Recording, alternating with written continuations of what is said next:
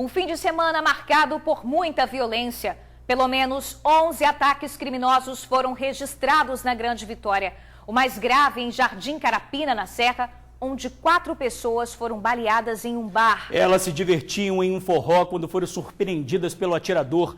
As vítimas não tinham nada a ver com a história. A repórter Tainá Lopes tem mais informações. Boa tarde, Tainá. Nós estamos em frente ao Hospital Jaime Santos Neves, aqui na Serra, onde as vítimas foram trazidas e internadas. Como vocês já disseram, 4 pessoas baleadas, entre elas um pedreiro de 62 anos que comemorava o aniversário dele e uma empresária de 46 anos baleada na cabeça. As outras vítimas foram um jovem de 17 anos e um homem de 41 anos. Das 4 vítimas, apenas o pedreiro recebeu alta, as outras permanecem internadas, uma estável, outras 2 em estado grave. A nossa equipe esteve hoje cedo no bairro Jardim Carapina, na Serra, para contar toda essa história em detalhes. Logo mais a gente traz uma reportagem da Suzy Faria e do Alex Pereira com os detalhes dessa história. Eu volto com vocês. Tainá, obrigado. E olha, cerca de 15 veículos são roubados ou furtados por dia no Espírito Santo. De janeiro a junho deste ano foram 3.600 registros. É claro que a maioria concentrada na Grande Vitória. E a Serra lidera o número de roubos. Apesar disso, gente, os casos vêm diminuindo. Quem vai falar desse assunto é o Felipe Chicaíno. Não é isso, Felipe? Bom dia.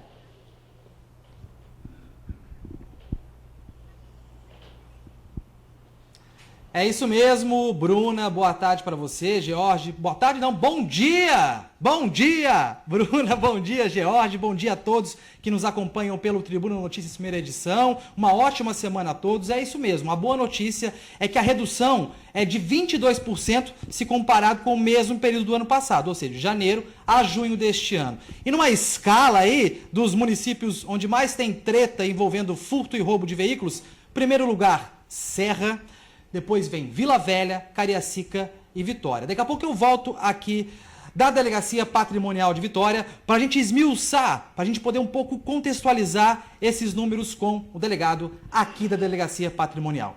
George, Bruna, bom dia para vocês, bom dia a todos.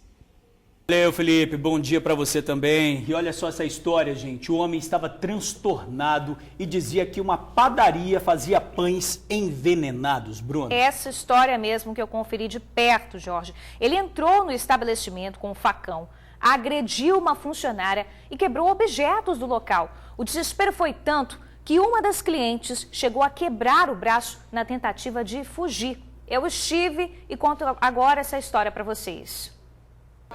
Um corte no ombro e um trauma.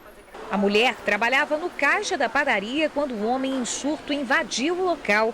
A vítima conta que, transtornado, o homem de 41 anos arremessou o facão na direção dela. E o cara chegou com o facão, quebrando tudo, e jogou aqui em mim. O caso aconteceu nesta padaria, que fica no bairro Eurico Salles, na Serra.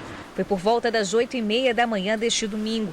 O acusado ainda quebrou 2 monitores de computador. Um susto para o proprietário. Eu estava na igreja por volta de 8h30. Aí meu cunhado chegou lá dentro lá, e avisando que tinha invadido a padaria um rapaz lá com um facão e começou a quebrar tudo. Tivemos que sair correndo lá, meio preocupado, né, que falaram que tinha machucado a menina do caixa. E a gente fica preocupado, né? Mas, graças a Deus não aconteceu nada de grave, né?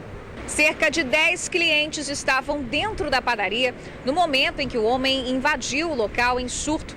O desespero foi tanto que uma das clientes, inclusive, chegou a fugir do local pulando pela janela e acabou quebrando o braço. O homem fugiu aqui do estabelecimento, mas acabou alcançado por um policial civil que estava de folga e chegava aqui na padaria no momento em que tudo aconteceu. A polícia ainda encontrou na mochila do acusado outra faca. Segundo testemunhas, o homem alegou que a padaria vendia pães envenenados. Ele chegou falando que queria matar alguém, que eu não sei direito o que aconteceu de fato, né? Mas pelo que me falaram foi isso. E saiu quebrando tudo, derrubando o que tinha na padaria. A Polícia Civil informou que o homem foi autuado em flagrante por lesão corporal dano qualificado e porte ilegal de arma branca e foi encaminhado ao presídio. Já a PM garantiu que realiza operações diárias e faz o patrulhamento rotineiro no bairro. Destacou que as ações acontecem em locais indicados pela comunidade durante reuniões com o comando. Olha, Jorge, a gente continua falando de violência porque criminosos invadiram o ônibus e ameaçaram esfaquear motorista e passageiros. Inclusive crianças. Os bandidos roubaram celulares e pertences pessoais e foram bastante agressivos. A mulher foi uma das vítimas. Ela e os 2 filhos de 12 e 1 ano de idade voltavam para casa no ônibus que faz a linha 502, terminal de Itacibá a Laranjeiras. Outros 10 passageiros também estavam no coletivo. Ele pegou e pulou para o lado do motorista e falou: é um assalto, eu quero todo o dinheiro e todo o celular. E apontou uma faca do cabo branco, tipo aquelas peixeiras, né? E falou com ele, apontou muito nervoso, com coisas que ia enfiar no pescoço do motorista. Ele falou: quero dinheiro, quero celular. O motorista continuou dirigindo, não tinha o que fazer. Ele virou e foi pro lado da minha filha de 11 anos. Apontou a faca para a perna dela e falou com ela: me dá o celular. Ela, que uma criança, ficou sem ação e ficou aqui encarando o bandido, né? Aí eu falei: filha, dá a bolsa para ele. E ela não tinha reação. E ele ficou meio que tipo, ela tá olhando para mim, né? E ele foi e apontou a faca novamente para ela. Aí eu peguei a minha bolsa que estava no meu pé, que era a bolsa do meu neném com as coisas, com tudo, e joguei nele, que era onde que tinha celular, dinheiro, documento, tudo. Joguei até que meio com grosseria. Falei: tá tudo aqui, deixa ela quieta. Ele falou assim: não, me dá o celular, e apontou a faca para ela de novo, falando: eu vou te matar. Aí minha filha pegou, começou a chorar, eu falei: filha, tira a bolsa e dá para ele. Ela tirou a bolsa e jogou para ele, e mesmo assim, com tudo que ele tinha pegado da gente, ele ainda continuou falando que estava ali para matar qualquer um. Este outro rapaz também estava no ônibus e teve o celular roubado. O de trás lá levantou do nada no banco, chegou para mim e falou: perdeu, passa o celular. Eu fui e entreguei o celular e ele falou: fica com a mão levantada. Eu fiquei com a mão levantada. Segundo as vítimas, os 3 criminosos entraram no coletivo na altura do bairro Vila Rubim, aqui em Vitória. Quando eles chegaram aqui neste ponto, eles anunciaram o assalto. Os 3 portavam uma faca. Um ficou na parte da frente rendendo o motorista e os outros 2 foram para trás do coletivo e levaram todos os pertences dos passageiros. Próximo ao porto de Vitória, os bandidos desembarcaram e fugiram correndo. A polícia foi acionada, chegou a fazer buscas na região, mas não encontrou os bandidos. Os suspeitos continuam foragidos. Quem tiver informações, ligue para o Disque Denúncia 181. E olha, gente, aconteceu de novo. Revoltada e tomada pela raiva, uma representante comercial colocou fogo no carro do ex-namorado. Isso porque ele teria feito um acordo com ela e não cumpriu o comprometido. A mulher levou o veículo para as proximidades de um cemitério na Serra e ateou fogo. Só que ela e o filho acabaram se queimando. Vamos entender melhor essa história.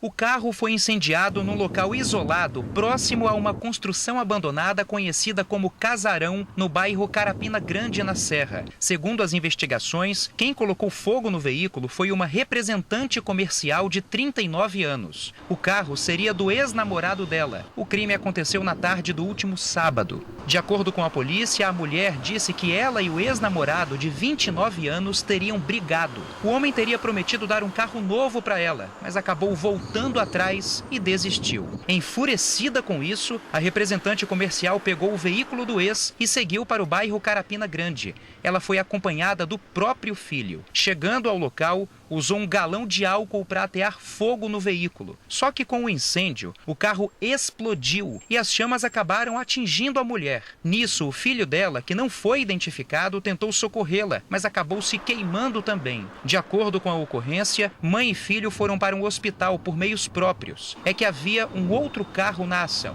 A mulher e o filho vieram aqui para o Hospital Jaime dos Santos Neves, onde permaneceram internados e sob escolta policial durante o domingo. O carro incendiado foi levado para a Delegacia Regional da Serra. O veículo ficou completamente destruído, tanto é que a polícia não conseguiu identificar o chassi. Segundo a ocorrência, a ação foi registrada como crime contra o patrimônio. A representante comercial continua internada e vai ser intimada a depor assim que tiver alta do hospital. Na Praia do Canto, em Vitória, um carro capotou após se envolver em um acidente. A batida foi entre dois carros de passeio e aconteceu por volta das 9h30 da manhã. Um dos motoristas teria furado o sinal vermelho. O impacto fez com que o Corolla ficasse com as rodas para cima no meio do cruzamento. A mulher do motorista, que estava no banco do carona, ficou com arranhões no braço. Os dois motoristas tiveram ferimentos leves. A Guarda Municipal e a Polícia Militar foram acionadas e auxiliaram no trânsito até que os veículos fossem removidos. E olha, gente, em Linhares, norte do estado, um barco naufragou e um pescador está desaparecido desde o último sábado. A embarcação estava em alto mar, em Regência, quando começou a afundar. 2 pescadores conseguiram nadar e chegar até o porto, mas Antônio da Vitória, conhecido como Totoca, desapareceu. O acidente teria sido causado por uma rede que agarrou na hélice do barco. Os 3 pescadores são moradores do balneário de Povoação. Os bombeiros, a Capitania dos Portos e o Notaer fizeram buscas durante todo o domingo, mas sem sucesso. As buscas em mar aberto ficam sob responsabilidade da Capitania dos Portos. Mulher é morta com 22 tiros dentro de casa enquanto tomava café da manhã em Vila Velha. Pois é, o cachorro dela também foi morto nesse ataque. A suspeita é que a autônoma tenha sido morta porque teria denunciado o movimento do tráfico de drogas no bairro. A autônoma morava nesta rua do bairro Alvorada, em Vila Velha, região conhecida como Grota.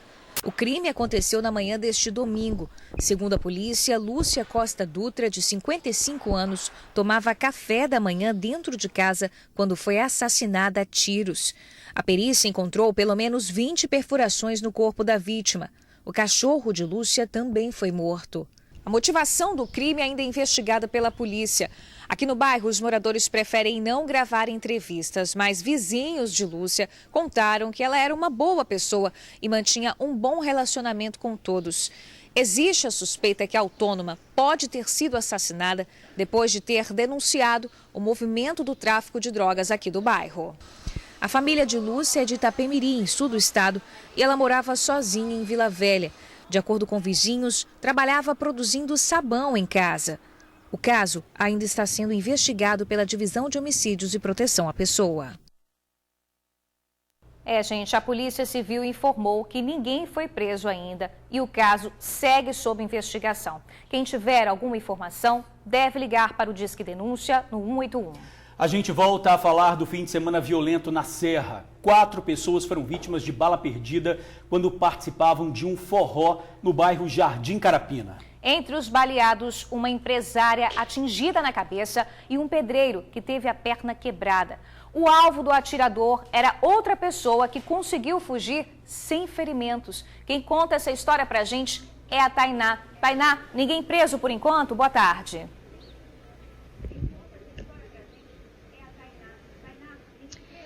Ei, Bruna, em nota, a Polícia Civil informou que ninguém foi preso até o momento. O caso segue sendo investigado pela Delegacia de Homicídios e Proteção à Pessoa da Serra, uma equipe super competente que em breve deve sim dar uma resposta à sociedade. O tiroteio pode ter sido motivado por conta da disputa pelo controle do tráfico de drogas na região e até mesmo associado à morte de um menor de 15 anos, morto no dia 16, última sexta-feira, no bairro. Ele tinha acabado de cumprir medida socioeducativa e acabou morto lá no bairro.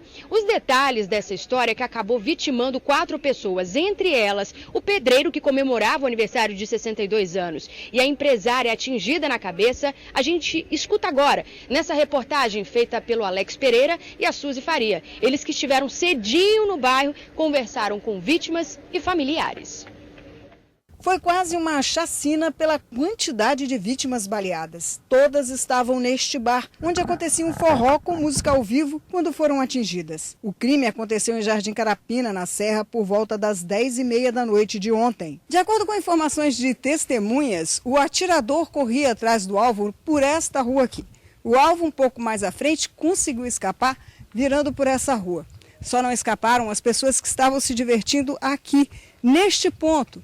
Neste bar, elas foram baleadas, 4 pessoas. Na hora do tiroteio, eu saí para fora para ver o que estava acontecendo e o indivíduo, o atirador, veio na rua em frente ao estabelecimento, atirando no alvo e acabou acertando 4 pessoas que estavam curtindo forró. Tinha bastante gente, tanto dentro do forró como fora. Outra vítima é uma empresária de 46 anos, mãe dessa jovem. A empresária foi baleada na cabeça. Só que mentiram para mim falando que foi no braço para poder me manter tranquila. Ontem ela foi pro Vitória Parte para poder ser socorrida. Falou que ela já está consciente. Aí daqui mandou ela pro hospital do Jaime Santos Neves. Falou que agora ela está melhor depois da tomografia para poder tirar a bala. Esse morador se machucou ao ir avisar a família dos feridos do que havia acontecido. Ele e a esposa estariam na festa de aniversário, porque foram convidados, mas acabaram não indo. Estou em casa tomando uma zinha, tal, com meus parentes, meus convidados, minhas amigas. E fui dormir, aconteceu que o vizinho bateu na minha porta, falou o que aconteceu. Eu saí desesperado para avisar os colegas, que é todo mundo conhecido, e aconteceu. Caí de bicicleta, Meu marido falou que o coração dele estava apertado. E não dava para ele vir não, porque o coração estava apertado. Foi dito e certo. Quem sabe nós ia ser atingido, né? As outras vítimas foram um jovem de 17 anos e um homem de 41, ambos baleados na perna. Foram bem mais feridos do que deram entrada no hospital. Foi muita gente correndo naquele alvoroço. E só falaram que tinha atingido mais gente na hora, né? A enfermeira conversando comigo falou que tinha mais 5 pessoas. O motivo dos tiros pode estar ligado ao tráfico. Jardim Carapina tem pelo menos 5 gangues espalhadas por vários pontos. Se tem relação com a morte de um adolescente de 15 anos que aconteceu na semana passada, aí só as investigações para responder. Mas o que se sabe por enquanto é que viver aqui é estar sob a mira constante dos tiros. Nós temos que aprender a conviver com isso, que é um lugar que a gente tem para morar é nessa situação. É triste porque às vezes você vê amigos, né, que talvez não tem nada a ver, recebe tiro aí.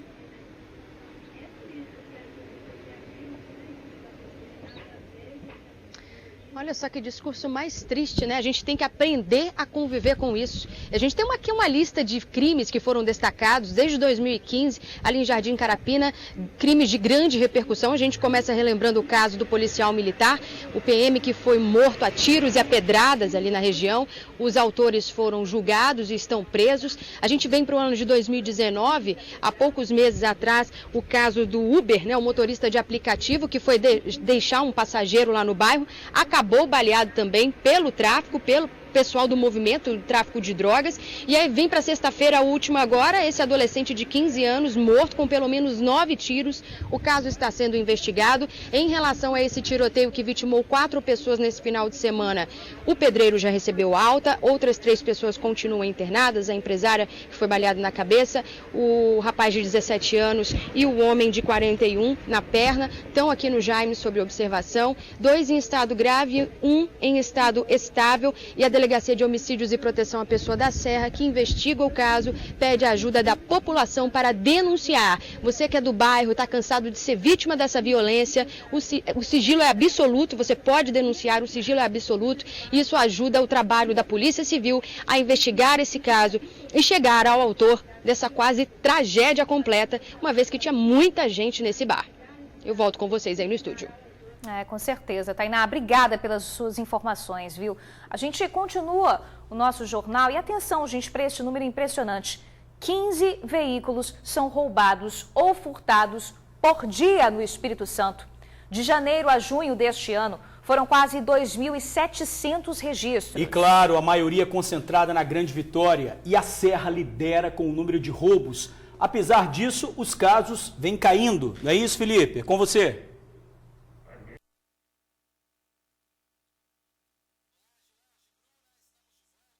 Direto da Delegacia Patrimonial, mais uma vez, boa tarde para quem está em casa. Vamos conversar com o doutor Romualdo aqui, que é da Delegacia de Patrimônio, Delegacia contra o Patrimônio aqui. Doutor, primeiramente, muito boa tarde.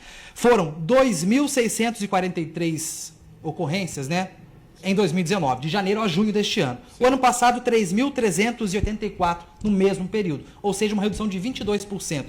É uma redução considerável, dá para comemorar ou estes números ainda são perigosos? Boa tarde, doutor. Boa tarde a todos.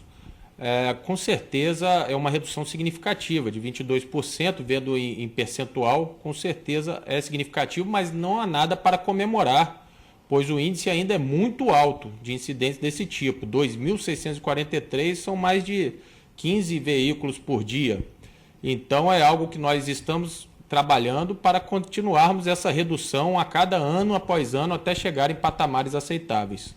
Patamares aceitáveis. Por exemplo, George e Bruno, quando o jornal acabar, quando o TN1 acabar, pelo menos um carro já foi levado ou furtado ou roubado aqui na Grande Vitória. Então é muito perigoso. Agora, existe um ranking, né? Por exemplo, dos municípios com mais casos de roubo e furtos, lidera esse ranking Serra, Vila Velha, Cariacica e depois Vitória. Queria focar Serra e Vitória. Por exemplo, Serra, desta redução de 22%, a Serra reduziu a pouco menos de 50%. E Vitória conseguiu reduzir 42%.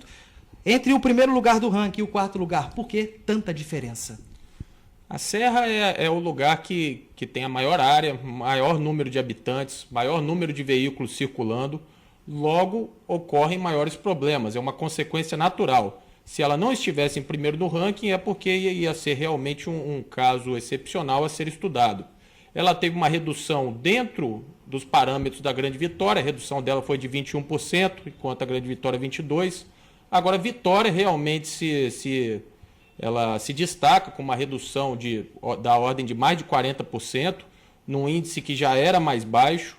Então, temos que comemorar o número em Vitória, que está chegando perto de um patamar que consideramos aceitável. Tem a ver com tecnologia, porque a gente sabe que Vitória toda, praticamente, pelo menos as principais avenidas, são monitoradas por câmeras, né? Isso contribui, esse aparato contribui, por exemplo, para inibir a criminalidade, para inibir roubos e furtos de veículos?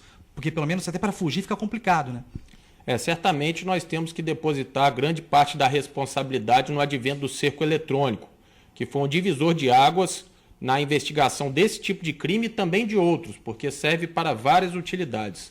Além do trabalho da Polícia Civil e Militar, que também acontece em todos os municípios, Vitória se destaca por esse cerco eletrônico, que as boas novas é que ele está para ser implementado em toda a Grande Vitória, está por falta de questões burocráticas. Então, quando ele for implementado, com certeza nós teremos uma redução ainda mais significativa.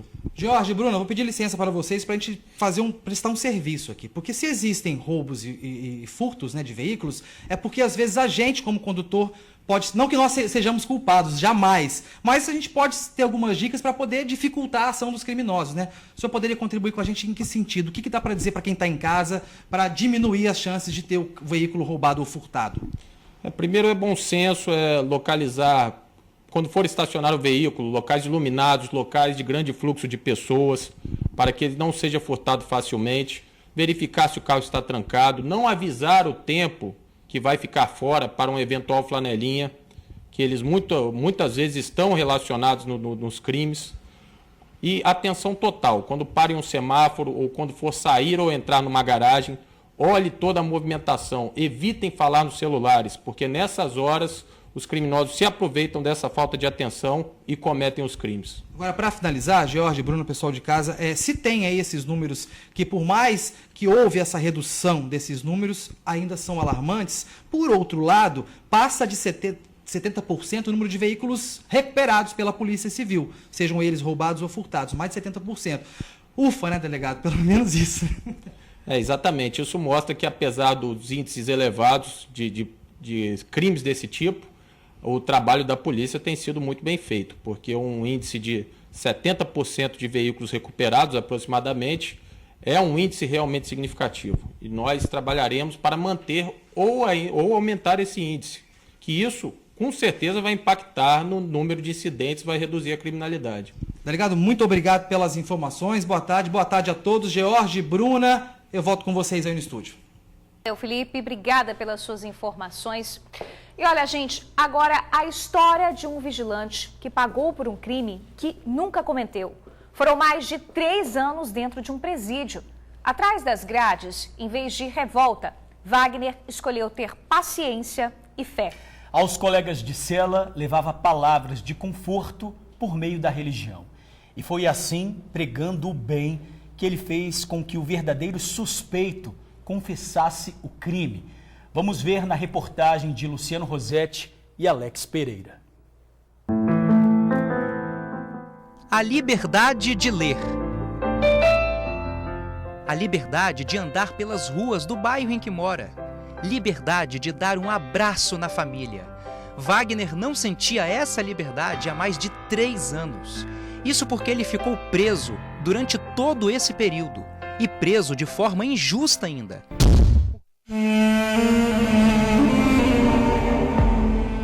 Tudo começou quando Wagner, que trabalha como vigilante, teve o uniforme dele furtado. Por conta disso, ele foi à delegacia do bairro registrar uma ocorrência. Durante o procedimento, a surpresa. O policial do plantão disse que havia um mandado de prisão em aberto por homicídio no nome dele. Ele chegou a falar isso comigo: Wagner, eu tô vendo que você é uma pessoa boa, mas eu não posso fazer vista grossa no meu trabalho. Eu tenho que fazer meu serviço, eu vou ter que te levar. O mandado de prisão é aberto em meu nome, mandado de homicídio, e isso que eu tô falando, eu fui preso em 2016. E esse mandado de homicídio era de 10 anos atrás, do ano de 2006.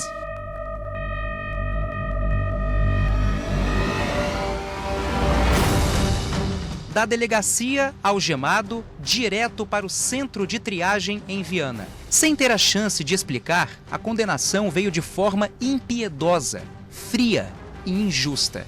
O uniforme da Sejus para os presidiários humilhava, doía, machucava. Era assim que o sistema o definia, mas essa não era a maneira como ele enxergava a si mesmo. Eu tive uma decisão, que é o poder da decisão que Deus dá para o homem. Eu tinha a decisão de fazer o bem ou fazer o mal, me revoltar ou não. Então eu decidi que eu não era aquilo que o homem dizia que eu era. Eu não era aquela roupa azul. Quando eu botava aquela algema em mim, botava aquela marca-passo no meu pé, eu entendi que eu não era aquilo, porque eu não sou o que o homem disse que eu sou o que Deus disse que eu sou. Então eu nasci para ser um servo do Senhor. Então a minha decisão foi o quê? Continuar pregando o Evangelho. Com esse pensamento, ele decidiu não se abalar e começou a fazer cultos religiosos para outros detentos. Chegou a ficar conhecido como Pastor Wagner. E lá dentro, mais de 500 almas se renderam ao Senhor, fiz cela de irmãos, muitos presos aceitaram Jesus. Até que num belo dia, um dos presidiários foi até ele e confessou que era o verdadeiro assassino. Wagner simplesmente não acreditou no que ouviu, tamanha surpresa. E ali eu pregando dentro da galeria, pregando o Evangelho. Quando eu acabei de pregar, aí foi um rapaz até a minha cela. Eu falei assim: Pai do Senhor, pastor Wagner. Eu falei assim: Pai do Senhor, o senhor lembra de mim? Eu falei: rapaz, já te vi algumas vezes, cara. Não, o senhor faz culto nas bocas, nos morros, entendeu, e tal. Eu falei: sim, pode falar. Wagner, foi eu que matei o cara que está sendo acusado. E é a minha cara, meu irmão, não deixar o inocente pagar por causa de mim. Daí em diante começou o processo para a verdadeira elucidação do caso.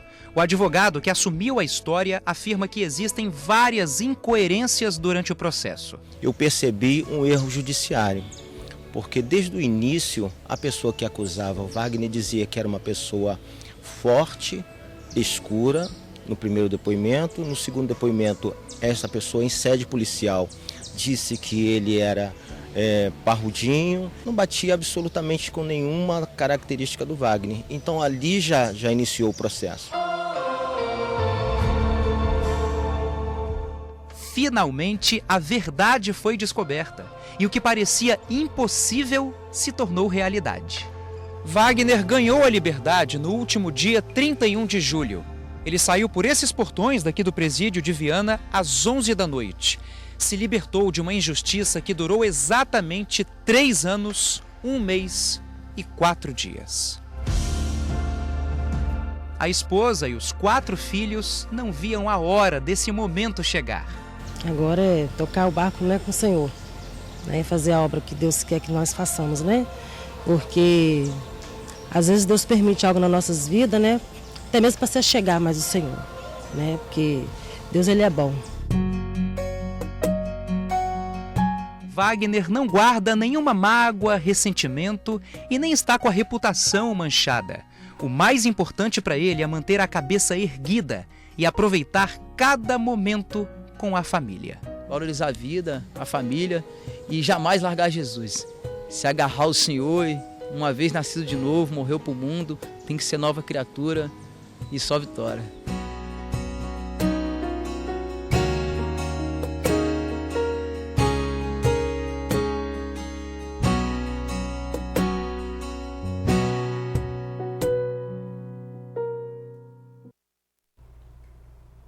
Que história, hein, George? Imagina ficar aí mais de 3 anos preso sem ter culpa.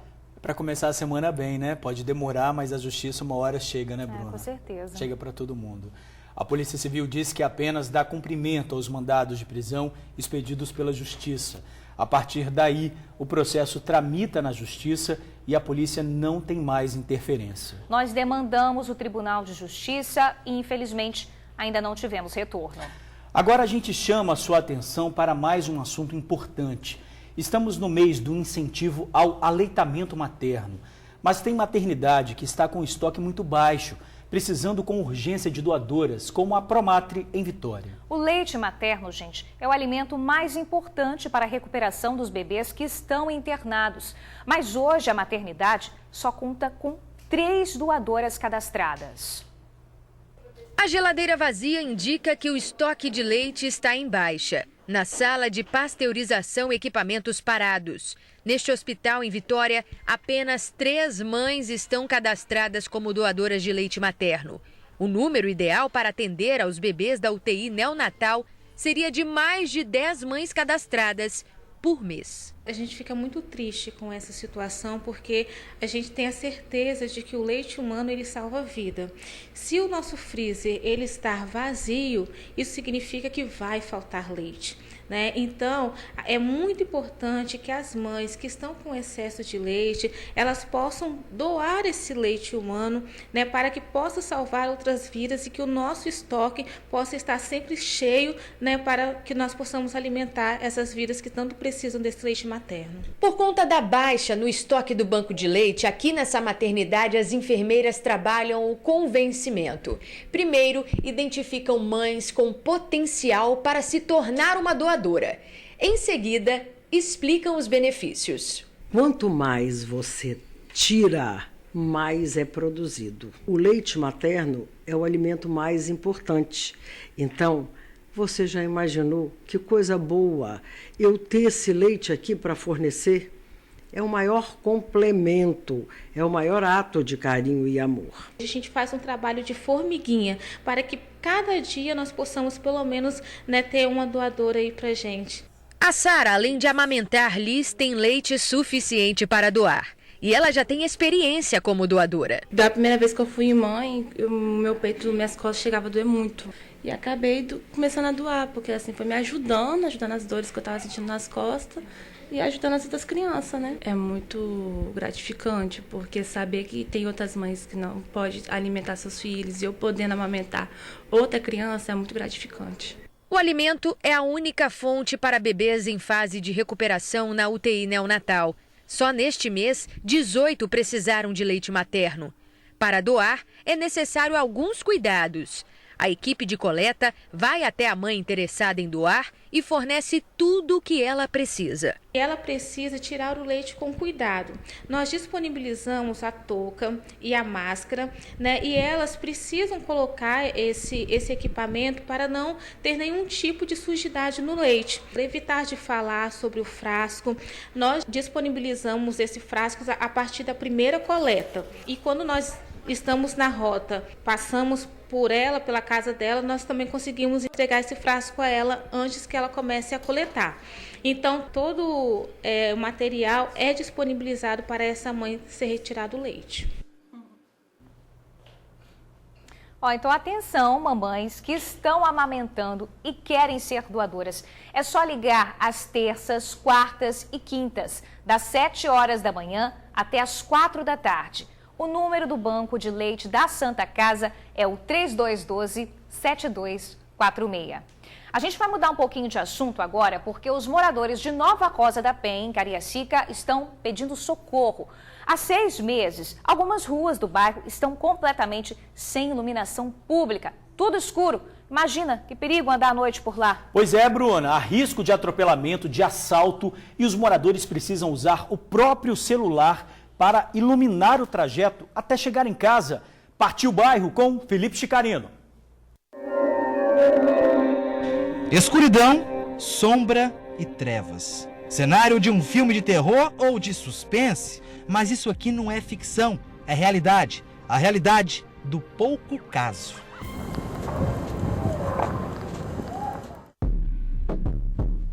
A falta de iluminação pública acontece bem no limite entre as ruas 6 de Nova Rosa da Penha 1 e Dinamarca de Nova Esperança, ambas em Cariacica. Você não vê nada à noite. À noite você não vê nada. É arriscado um carro vir, te atropelar e você ainda ficar caído no meio da rua, esperando socorro de alguém que vê. Por quê? Porque é muito escuro a rua de noite. A prefeitura joga na Excelsa e a Excelsa joga na prefeitura. Fica um empurrando pro outro, um empurrando pro outro. E, nossa, é horrível. Sem luz, os riscos vão desde uma simples queda até crimes contra o patrimônio, como o famoso assalto, que infelizmente o capixaba conhece muito bem. O medo é constante nessa rua aqui, né? Porque essa rua aqui é uma rua que tem muita criança. Pode até correr risco de atropelamento aqui nessa rua. Já não dá mais, sem contar também que há assalto, entendeu? Aqui não houve assalto ainda, mas ali embaixo ali é assalto constante. A gente tem medo também, porque o bairro já é um bairro mal falado, né? Já não é um bairro bem assim visto pelas pessoas. Então a gente fica meio constrangido com a situação e a gente está pedindo aí um apoio da prefeitura ou a Excelsa para vir nos socorrer. O que também se tornou rotina por aqui são os picos de energia. É quase que diário. Piscando, a luz baixa. Falei, eu não liguei nada, por que a luz está enfraquecendo? Nem é Natal ainda para ficar piscando, né? É Natal, né? Pois é, não é Natal, tá piscando a luz e a conta chega, a gente tem que pagar, mas não tá energia direito, né? E o pior, correndo o risco de perder eletrodoméstico, aí, geladeira, televisão. E aí a gente tá passando por esse problema, a gente reclama, empurra pelo outro e não resolve nada, né? Além de todos os riscos já apresentados aqui, nós temos um outro problema que implica na relação do consumo, de quem paga pela energia e de quem oferece a energia elétrica. Porque no talão, no boleto, tem aqui uma palavra, aqui um conjunto de palavras, uma frase muito bonita, que se chama o seguinte: contribuição de iluminação pública. Isso é cobrado todo mês. Então, já são quase 200 dias que eles pagam e não são atendidos pelo serviço. A gente vem da igreja à noite, né? E aí fica tudo no escuro, entendeu? E às vezes a gente tem que estar iluminando até com o celular de noite. E assim, é um risco muito grande pra gente. Inclusive a gente tipo assim, a gente liga pra lá, aí a prefeitura joga pra Excelsa, né? A Excelsa joga pra cá. Prefeitura, e aí fica esse jogo de empurra pra lá e pra cá. E nesse meio tempo, quem fica prejudicado é quem? Quem fica por cá somos nós. Pelo serviço que a gente paga e a gente não tem retorno desse serviço. Ou seja, vocês que voltam da igreja, voltam iluminados pela lanterna e pela luz do Senhor. Senão não vai. Senão não vai. Aí fica uma coisa muito complicada, né?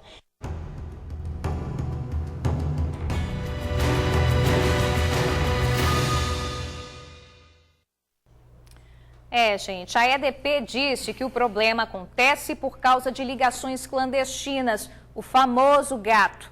Como foi instalado um dispositivo de proteção na rede elétrica, quando alguém furta energia, ocorre uma sobrecarga e desliga o sistema. A população pode denunciar ligação irregular pelo 0800 721 0707 e nas agências de atendimento. Lembrando que furto de energia é crime. Ainda hoje a gente confere os gols do fim de semana. Tem goleada do Flamengo, tem Botafogo perdendo. Não gostei não, vou chorar. Olha, ele volta aqui, não chora não, pode voltar. Poxa, Bruna, o jornal continua. Não pode falar isso não. Tem ainda, gente, dificuldades de deficientes físicos de andarem nas calçadas de Vitória. Eles se arriscam todo dia por causa dos desníveis e buracos. A gente já volta. Poxa, isso não... O direito de ir e vir com segurança prejudicado pelo descaso da manutenção das calçadas da capital. Quem é deficiente físico se arrisca todo dia. É o caso do Rafael, do Michael e da dona Fátima. Eles são estudantes do IFES em Vitória e sofrem para chegar ao colégio. Confira na reportagem de Vanessa Calmon e Cristiano Mauri. Calçada quebrada, desnivelada, com vários buracos. A acessibilidade aqui passou longe. E o pior é que essa calçada é uma de muitas ao longo da Avenida Vitória que dão acesso ao Instituto Federal do Espírito Santo, onde milhares de estudantes transitam todos os dias. É o caso do Rafael, do Maicon e da dona Fátima. Um estuda engenharia e os outros 2 fazem curso técnico em segurança do trabalho.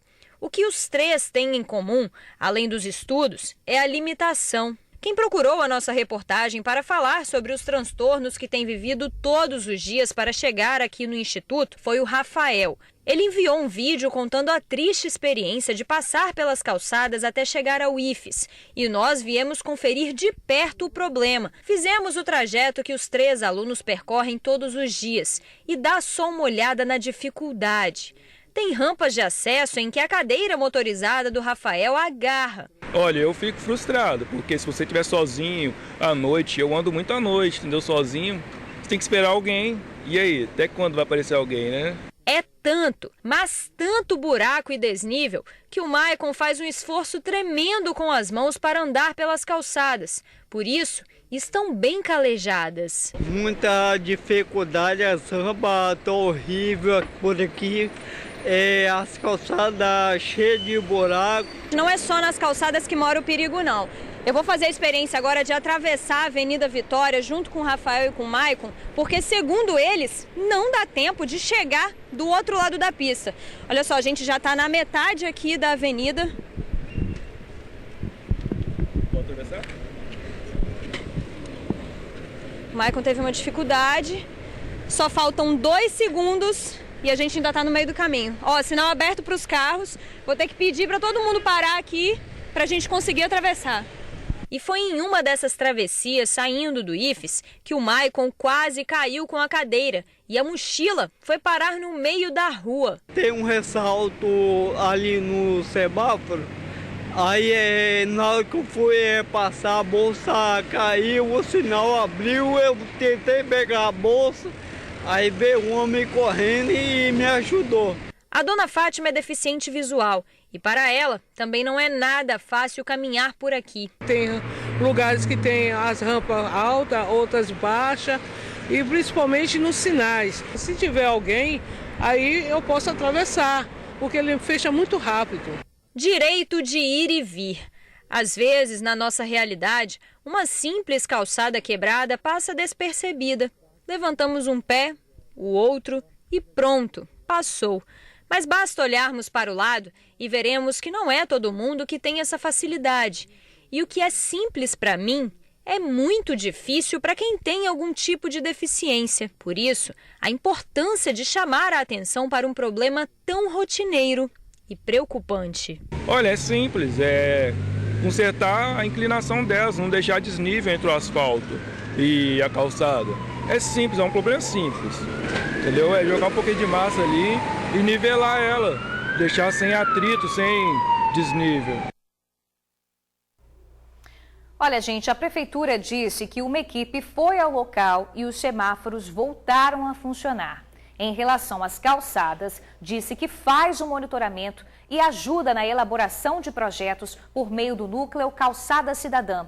Os moradores podem registrar reclamações pelo Fala Vitória, no telefone 156. Já o IFES informou que realiza a manutenção das calçadas, seguindo as orientações da Prefeitura, e que novas adequações serão realizadas por meio de manutenção contínua.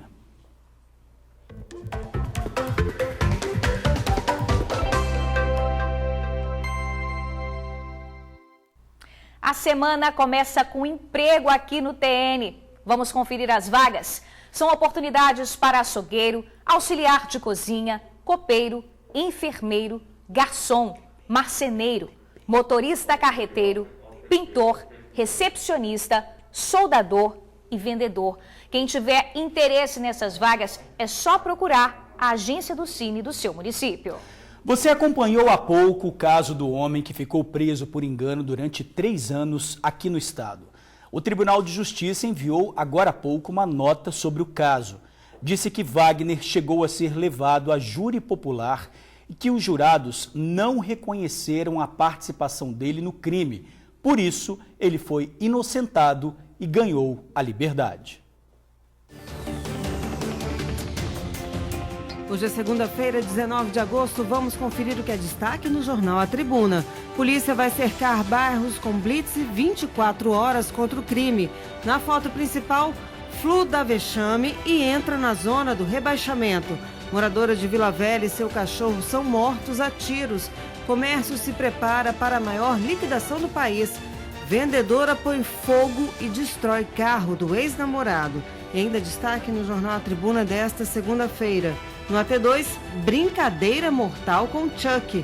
Maiores erros dos novos motoristas no trânsito. E setentões dão show de simpatia no trabalho. A nova Previdência que vai garantir o futuro das novas gerações, que respeita as diferenças e que vale para todo mundo, está para ser votada no Senado. Vocês sabem como funciona esse processo? Eu vou explicar. Primeiro, a proposta feita pelo governo federal teve que ser aprovada em primeiro e segundo turno na Câmara, e isso já aconteceu. Agora ela está no Senado, onde também terá de passar pela Comissão de Constituição e Justiça e por 2 fases de votação no plenário. A nova Previdência tem como um de seus objetivos equilibrar as contas públicas, porque assim pode-se ter mais recursos para saúde, educação e segurança, além de que pode gerar mais empregos por causa dos investimentos que ela pode trazer para o país. Se você quiser entender melhor quais são as etapas da aprovação, ou quiser ver os principais pontos da nova Previdência, acesse www.brasil.gov.br/nova Previdência. O Brasil precisa seguir em frente, essa é a verdade. Nova Previdência é para todos, é melhor para o Brasil. Chegou a hora dos nossos bichinhos de estimação. No Momento Pet de hoje, você vai aprender como ensinar comandos.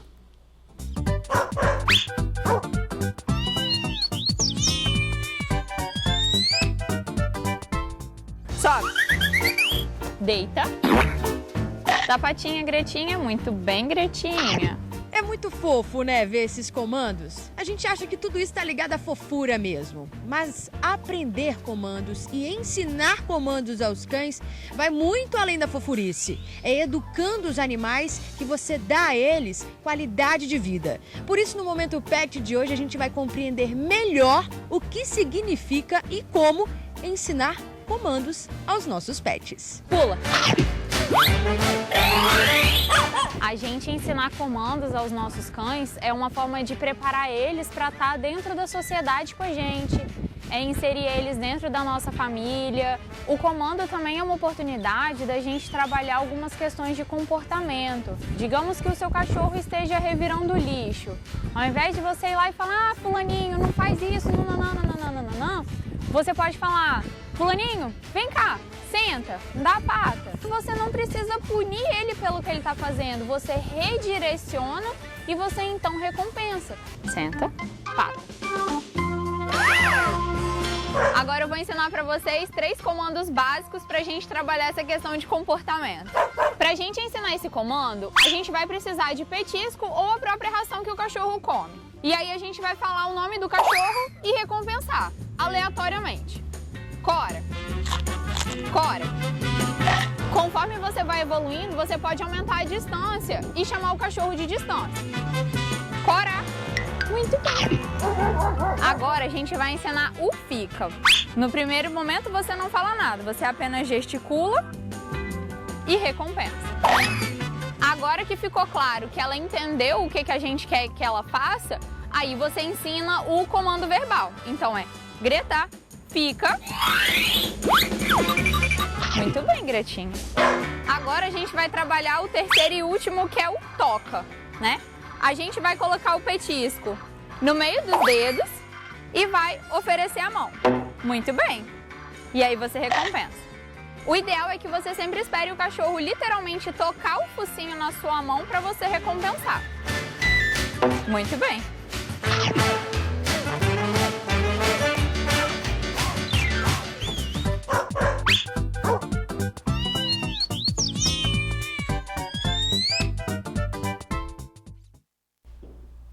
Que bacana, né, gente? Quem é que não gosta de um cãozinho obediente, né?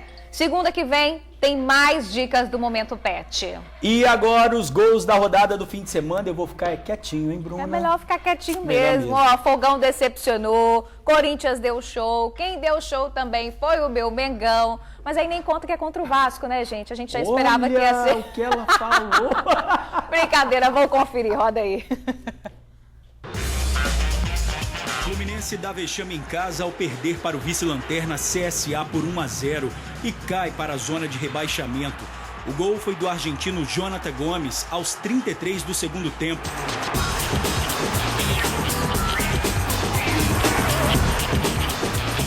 O time reclamou de 2 pênaltis não marcados, mas ficou nisso. Fluminense 0, CSA 1.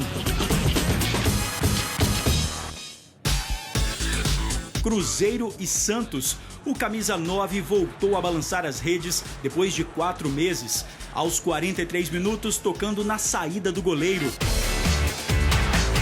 E no primeiro minuto do segundo tempo, Thiago Neves acertou um chute de primeira e fechou o placar no Mineirão. Final, Cruzeiro 2, Santos 0.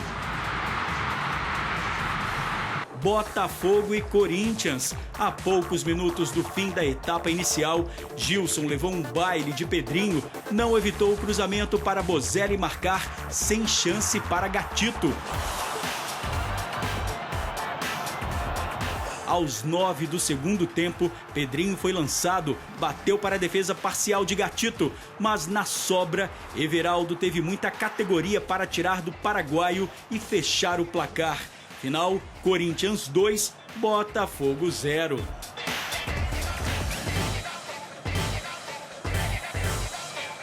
Flamengo e Vasco. Bruno Henrique abriu o placar aos 41 do primeiro tempo.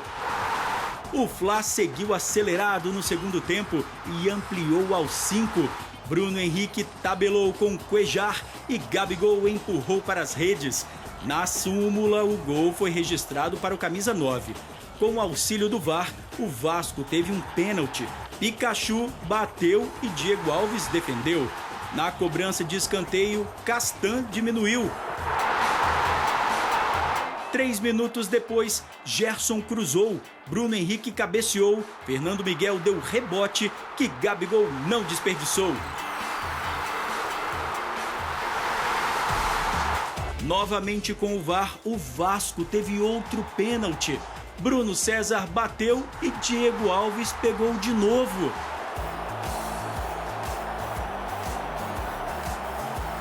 E para o delírio dos flamenguistas, o uruguaio Arrascaeta fechou o placar de pênalti aos 37 do segundo tempo. Final, Flamengo 4, Vasco 1.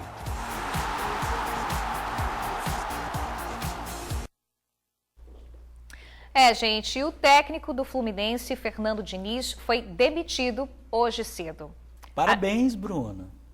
Obrigada, Parabéns, querido, obrigada. Aí, tá vendo, gente? Parabéns, é bom reconhecer, né? Da última vez foi meu time que você Exatamente. me deu os parabéns, dessa vez estou te dando os parabéns. Obrigada. Né? Muito obrigada. Nada. A gente vai ficando por aqui.